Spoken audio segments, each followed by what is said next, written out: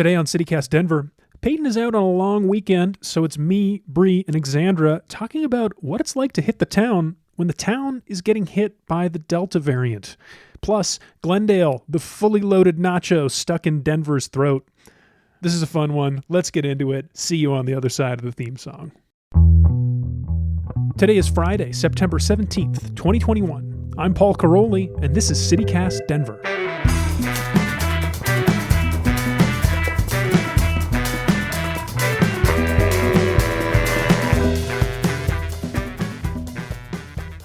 Welcome to CityCast Denver. I'm Paul Caroli. It's Friday. We're looking back at the news of the week. I'm here with our host, Bree Davies.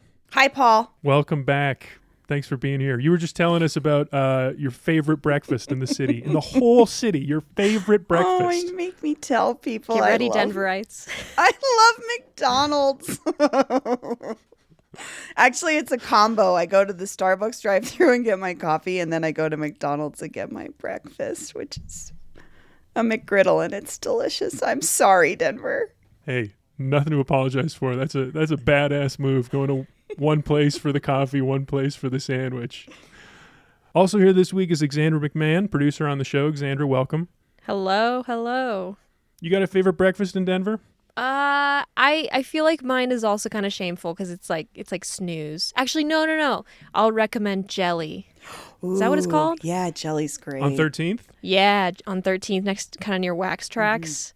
Yeah. They've got great breakfast. Their donut holes are But I mean, if you're delicious. if you need fast and casual, I mean, no shame on McDonald's. Like Absolutely their not. breakfast has held up for like decades for a reason.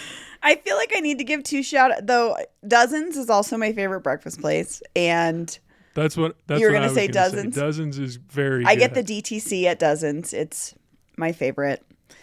And then the biscuits and gravy at the Denver Diner, RIP, my other place. Paul, what's yours? Well, I mean, Dozens for sure with a bullet. I mean, they don't do anything great in my opinion, but it's a great price and it's a comfortable spot. Oh, I love it. It's like the 80s in there. It's just like, and I mean that in the most loving way. I enjoy going there because it feels chill in this way that it's lacking pretension.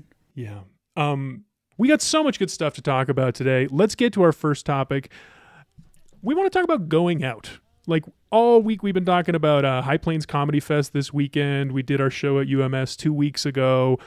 And around this same time, obviously the Delta variant is surging and there's these big concert promoters like AEG in town saying, if you want to come to the concert, you have to be vaccinated. But then there was this other side of the story that came out this week. I just saw this as it was a comment on the Denver subreddit. No, the coronavirus Colorado subreddit. And this is what we wanted to talk about. Someone has posted, it's an anonymous account, has posted an open letter to Fiddler's Green. Bree, do you want to say what Fiddler's Green is for a second before I get into this so people have a sense of where we're talking about? It's a large outdoor amphitheater in the DTC. It's one of our bigger outdoor venues. It's about 3/4 seats and 1/4 grass. You can sit in the grass area, but it's a large outdoor concert venue. Exandra, have you seen a show there? I was gonna say I saw my first concert there ever in my life. Me too. Wow. Yeah. Really? Yeah, it's been around for a while. So anyway, Paul. Yeah. Fiddler's Green. Fiddler's Green. It's a place where people see their first concerts, outdoor amphitheater. And this person online wrote an open letter to Fiddler's Green after an experience they had. Here's how it starts. F you. I've been vaccinated since April 5th. I also have had the CDPHE app, which notifies of exposures to COVID since it was released. Prior to that, and I'm going to paraphrase a little bit here, this person says that they've been basically quarantining at home. They're a very risk-averse person, haven't been allowing themselves to be exposed in any way. But then they go on to say, the 93.3 big gig was an opportunity to finally let my hair down, as the rules required a clean COVID screen at minimum and or proof of a completed vaccination. I felt that the combination of all of the above should have been enough. Legally, I think it should be. Unfortunately, entry was a joke. The person at the gate never checked my Vax card, and it's clear that many others were not checked because my phone buzzed twice yesterday with this message, and it's a message saying that they were near somebody else who has the app and tested positive and filed that positive test with the app. So it's a very low undercount of what the likely exposure actually was.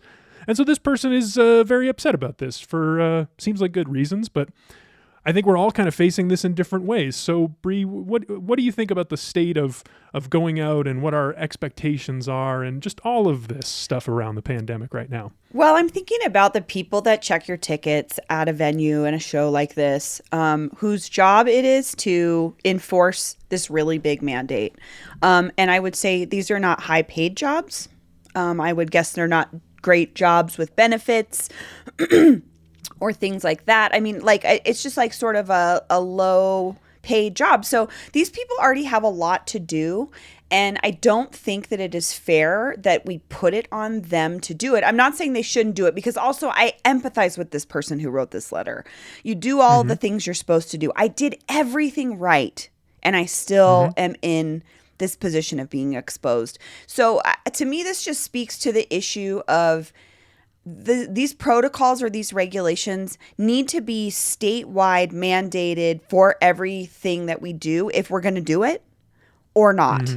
Because you're putting it in the position, you're putting people who already have stressful jobs in the position of enforcing all of this stuff. And I just don't think that it's fair. So I see the side of the concert goer, absolutely. But I also see a larger issue of how we enforce COVID protocol when it's different everywhere that we go.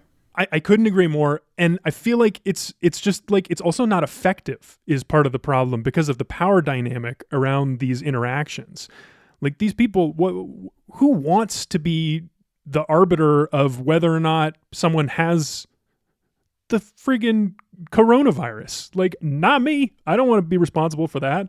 And that's not like these people, no one's getting paid enough to take on that. It's huge. Anyway, Alexandra, what I want to hear from you're a concert goer. I think you've been to a few shows since the vaccine. I don't know what we're saying these days. What do you think about it? What are your expectations and what would you like? First, I want to start off by saying, yes, Brie, you're right. Like, and also the people who work these shows, like, they are, they travel between venues. It's like they might be working a show at Red Rocks and they might be working a show at Fiddler's and then, one of the smaller venues. So like it's usually like a larger company that like contracts these people out to the venues. So my last experience at a concert that was, I think you could say it's comparable to this big gig at Fiddler's. I think it was at Mission Ballroom, which is a newer venue. And I think Fiddler's is maybe a little bit bigger than Mission, but Mission is indoors. And similarly, they were requiring proof of vaccination to get in the door or a negative COVID test. And it was really interesting to watch because we got there like 3 hours before the doors opened because we wanted to be like front row or near the front. And so we were waiting and sitting in line for a long time and watching people trickle in. And they had people going through the line over the course of those 3 hours, checking their vaccination status and giving people their wristbands. So it was like a very efficient way to like keep up and like, stay on top of it and not get like this kind of backlog that I'm imagining they had at the big gig. Where they're just get people in the door as fast as possible, like move the line along. And it was interesting too because they did turn away a lot of people. Really? And I would not want to be that person right either because that's what I'm thinking about. You don't want it looked scary. Yeah, I mean, it would like people get angry. Like I saw a couple instances where they were like, "Oh, I didn't know I needed a negative COVID test. Like, what are you talking about?" Like, and then they would say like, "Well, you can go to Walgreens and try and get a rapid test right now," and they would just like throw their arms up and get all mad and walk away. And it's like it's not this person's fault. It's not this person who's being like, I'm the reason why you cannot go see this concert. But yeah, and I also think that these these people who are working the shows are probably overworked and understaffed, like because like everywhere else. Like everywhere else. And I was overhearing conversations of one woman being like, yeah, like last night I was at Red Rocks and now I'm here. And like, she's like, I'm just like not getting any breaks. Like, it's just like they need people at every show, like all over town. I think that's really like, I've been seeing lately a bit of a resurgence in the talk about this so-called labor shortage. And I think that's the element that's left out of that conversation too much when like economists talk about this. Like, why aren't businesses bouncing back? Why aren't people going back to work? Are people going back to work? And it's like, yeah, when we say the pandemic's not over, it's especially not over for who we used to call frontline workers. And now we just don't even think about. And that person that Xandra interacted with had to have interactions with hundreds of people in one day, hundreds, and potentially dozens of those people having an issue with this thing that they're trying to enforce. Like, that is like, you're putting yourself in physical danger. You're putting yourself in, I mean, like emotionally and psychologically, it's a lot to anybody who's worked in customer service in any capacity knows the sort of psychological toll that it takes on you. You're battling people's psychological stuff. We all are. And when you do customer service in particular, and I think about people like myself and like all of us on this conversation right now, we've had the extreme privilege of working in our homes on Zoom, honestly, for the majority of this pandemic. I don't have to do this every day. I don't know what it feels like. And so that, yeah, like, and adding that to the labor shortage conversation, Paul, it's something that you're right is not taken into account. Like, who wants to do that job unless you absolutely have to? Of course nobody does. I wouldn't. Yeah. It sucks. Yeah, people are talking about a $15 minimum wage as some like pipe dream still. It's like, that's not even close to enough to be worth it to do this horrible job. Work. No. Yeah.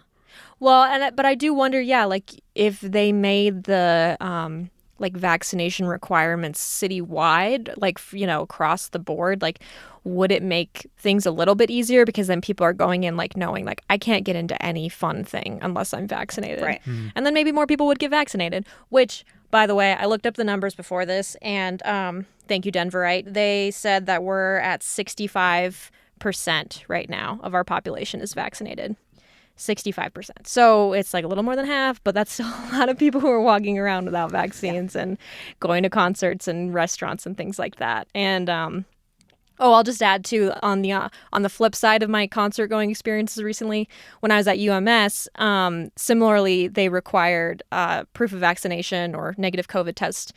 But the thing about UMS is it's all along Broadway, and unless you're trying to get into the main stage, which is in like the Goodwill parking lot, they were not checking vaccination like in the little bars and stuff, because those are just bars that are also happen to be UMS venues. So there's actually like a lot of pro tip, there's a lot of free music you can see at UMS if you don't have a ticket and just want to go and hang out on South Broadway. But those are that's the gray area where it's like they can't, because there's no one checking your tickets, there's no one checking your vaccination status. And then you're in a crowded indoor bar surrounded by people. And I was really worried that I was going to get sick after that. And luckily I didn't. But yeah, I mean, that's kind of the risk you run when you go to these things, which like I totally feel for this Fiddler's Green person. But like, you kind of have to just assume that like nowhere is safe right now. Yeah, that's a good point. Like, yeah, I empathize, but at the same time, if 65% of the population is currently vaccinated in September of 2021, that's the only, like if we're only that far, then yeah, you've got to have a better expectation of the fact that you're probably going to be exposed. All right, we've been talking about concerts. We've been talking about expectations. We've been talking about that moment where you show the person your ticket or you get your vaccine checked and how fraught that moment is right now. And what if there was a better way? Story this week out of Red Rocks is that they're trying out a new biometrics scanner where they're using Amazon technology where you just hover your hand over a glowing blue light and the fine artificial intelligence says you can go in or not. So this is obviously a absolutely bonkers off the wall thing we're doing. Bree, what do you think about this? Again, I mean, this seems rife for profiling, frankly. I mean, what if it reads, I don't. It's just less effective with dark skin. That's what I'm saying. Like, what if that happens and that is not like that far-fetched of an idea when most things, the default is white people. So also, who is having to do this? Who is in this position of running this scanner? someone making $15 an hour that has to say, oh, sorry, sir, your palm didn't scan. Like, oh my God, this sounds terrible. And also, is this really? This is where we are? Like, I don't like this idea. What is it? Do you know what it's reading, Paul? Like, can it see? I don't get it. I did read how it works. The way Amazon does it is that you scan your palm. I don't know where you do it. I think you sign up for this thing like at one of these stands. So you scan your palm in, and then it's hidden away in the cloud in an encrypted area where no one can reach. And they they create a token, like, we were talking about tokens around NFTs, cryptocurrency, blockchain stuff. They create a token out of your palm scan, and it gets an ID number. So when you scan your palm, the only thing that gets registered is the ID number, and they match that against whatever your records, your profile says. Who knows what any of that means? I like it. Is it attached to your credit card? Is it attached to your... In some cases, yes. And I hate this so much. Let's give Jeff Bezos even more power. Wow. Sure. So I was also reading that they're already trying this out in some Whole Foods because Amazon owns Whole Foods. And so, yes, Brie, like you can... when you're checking out, instead of, scanning your fancy Apple Pay watch or whatever, like you can just scan your palm and then you're out the door and you've paid. And it's just, it's so weird to me because, and like the timing of this, like, I feel like they're trying to make it seem like, it's like a response to like, contactless payment. And like, with the pandemic, we're all moving towards more like contactless. But I don't think this is like a pandemic thing. Like, I think they've been working on this for a long time and they're like for sure launching it now. But what bothers me the most is like, where is this data being stored? Who is it being shared with? Who are they selling it to? Because we already know that like, these big corporations, anytime they get our data, they're selling it. So it's just like, what's next? Like, geez, there's no way I would do this. No way. Same. I have so much to say about this. Because to me, this is like Amazon slowly taking over another part of our lives. Yeah. And making us make this choice between convenience and like risk of, identity loss in the future. But I have to say, Xandra, what did you think about our experience with Amazon earlier this week? Did you even notice that it was happening? That we were doing a deal with Bezos? Oh, my what? God, I know. Well, we had to order like a cable on Amazon. Is that what you're talking about, Paul? Yeah, we ordered a $6 cable, an audio cable. We ordered the wrong one. It didn't fit. We biffed it. Yeah. Because that's me and Paul. And okay. So we had to return the $6 cable and order a new one.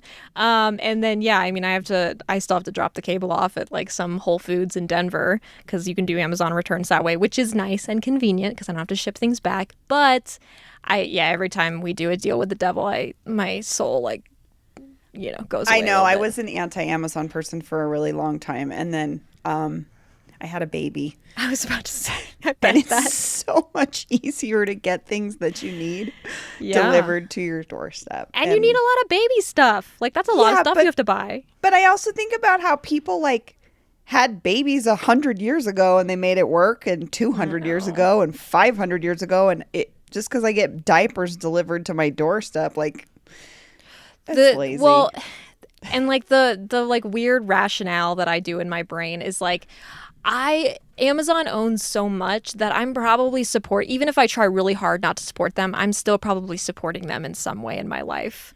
So if I have to order something from Amazon, it's like, well, I'm already probably doing it somewhere else. And I mean, it's like, well, I could not shop at Whole Foods, which like I try not to, but sometimes you got to go to Whole Foods and, it's like, what's next? I watch Amazon Prime videos because they got good stuff on there. Here's a pro tip from someone with a bad experience. Never look up which websites are hosted on Amazon Web Services. Oh, no. You can't get away from it. See? It's like a third of the internet. I have one more thing to say about this Red Rocks biometric scanner. This is not the first time they've done one of these weird new tech things. And I would like to question this as a branding choice for Red Rocks. When I think about Red Rocks, I think about like a rootsy, like raw outdoor concert experience. Like I want to go hear someone play like analog instruments in this natural setting and feel like a little bit connected to nature and enjoy a communal experience outdoors. That's what Red Rocks is to me. Don't bring the internet into this. Like, don't make me look at my phone. Don't make me interact with tech crap. I don't want any of that as part of my Red Rocks. Paul, evening. you realize they have like giant LCD screens or LED screens that you look at when you're there too. I respect Paul's point, but also it's like it's an AEG thing. Like it's not really a Red Rocks thing. It's Red AEG Rocks is technically a city-owned venue. Oh, is it? Yes. Well, okay. Anyone can rent it technically. Well, that's good to know. But AEG does still do the like booking and like ticket sales. And in the article that I read about this, they were like, AEG owns so many more venues, so we plan to expand this biometric scanning to like all the other venues it owns, which is in Denver, Ogden, Bluebird, Mission Ballroom. Bree, help me out here. I think Fiddlers. Yeah. I don't know. I can never remember I know it's very different between them and Live Nation who has access to what. But they are everywhere. They're a huge corporation Like that this controls a lot of our concert experiences. Yes. Right. And if this gets picked up by all of AEG's venues, like this will seriously change how we get into shows in Denver. Yeah. Let's move on to our final segment. This is something new we're trying because we just needed an excuse to talk about this. And I think we're going to be doing this again and again. It's a segment that I'm calling Glendale Minute. There was a story out of Glendale this week that we have to talk about. Shotgun Willie's was in bankruptcy, but according to a new report from Business Den, they have asked to be released from bankruptcy protections or whatever because stripping is profitable again. Is the pandemic over, Bree? Is the pandemic over? I mean, if stripping's profitable. This sounds so suspect to me. And I will just say, because I've heard from former dancers and other folks in the sex work community that working at Shotgun Willie's is not great. So I'm wondering how much they take, like what cut they take from their dancers if they were able to come out of bankruptcy.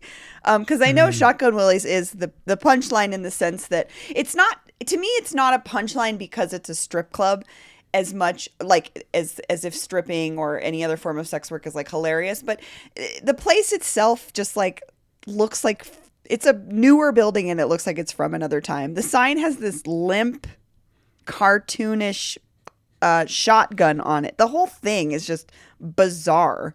And I don't know. Shotgun Willie's is sort of like the beacon of Glendale. It's like when you say Glendale, people go, oh, where Shotgun Willie's is. And maybe Target is the other thing that they recognize. If you're not familiar, all happen to be in the same parking lot. You're in the same parking lot.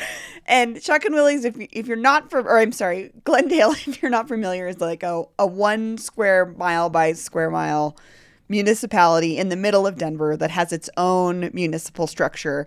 And it's Shotgun Willie's is owned by the mayor of Glendale's wife. So I don't know. It's very anytime Shotgun Willie's is in the news, you're like, oh God, what now? Right. Well, and I'm glad you made that distinction, Brie. It's like this place, we're not making fun of it because it's a strip joint. We're making fun of it because like Glendale and like all of its ties to like bureaucracy in Glendale, it's just so weird. And like there was a lawsuit like a couple years ago because a person who was like a customer got in an altercation and then died, I think, in the strip club. And then his family sued Shotgun Willie's. And then there was a lot of rumors last year that this bankruptcy case was actually to cover up that law, like to show like, oh, well, we're bankrupt, so we can't really pay out that much on this lawsuit. But of course, Shotgun Willie's vehemently denies that and says like, no, it was the pandemic. Like, they're just it just seems shady all around. Yeah, it is. It's a very shady place. That's why we're gonna talk about it. Yeah, Paul, you live not far from Shotgun Willie's. What's your take on this? Oh, I enjoy biking past, but I have to. I knew the conversation was going to go this direction, and I have to say a couple of good things about Glendale as well, because we've talked a lot about the sleaze, which is very fun. But I got a bike stolen a couple of years ago, like 3 years ago. Thought it was lost forever. I replaced it. 6 months later, got a call from Glendale Police Department. They recovered my bike. They ran the serial number. They called me, and I got my bike back. So thank you, Glendale Police, for that. Doing your jobs a little bit. Appreciate that.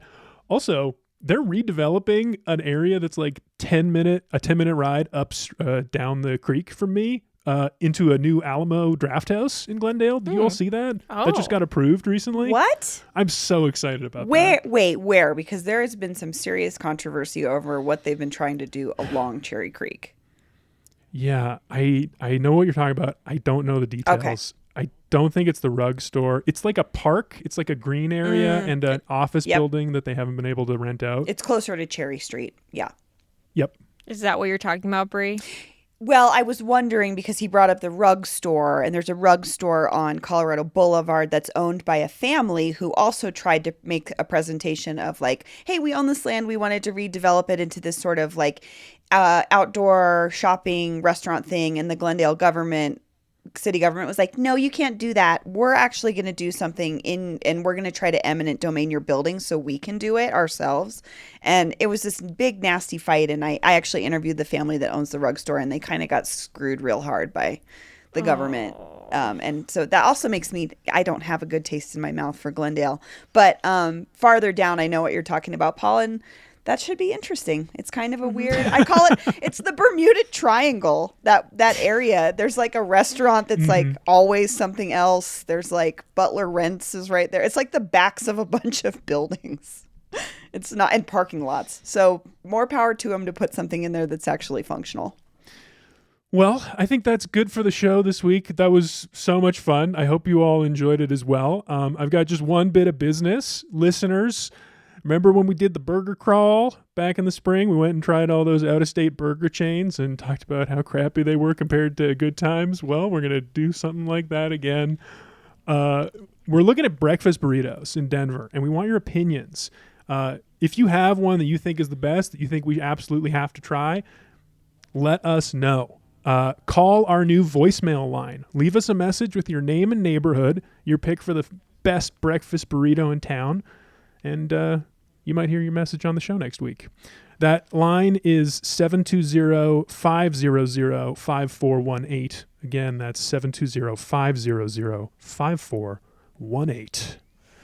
I'm glad we didn't get the new we didn't get the new zip code. I'm glad. Bad enough we have a 720. I know. We don't have the 8 whatever. That's all for us today here on CityCast Denver. Our producers this week were me, Paul Caroli, and Xander McMahon, who you heard on the show today. Also, Natalie Rivera. Peyton Garcia writes our morning newsletter. Our music is by Los Mocochetes, with additional mixing by Tyler Lindgren. If you haven't already, subscribe to the show wherever you get your podcasts. Rate us 5 stars. Write a review. Put a joke in it. I like to laugh. Follow us on Twitter at CityCastDenver. Tell a friend about us next time you see him. And see you next week. I've been secretly on the show all week. Behind the scenes. There's some heavy breathing in one episode. That's Xandra. Yay! Listen close.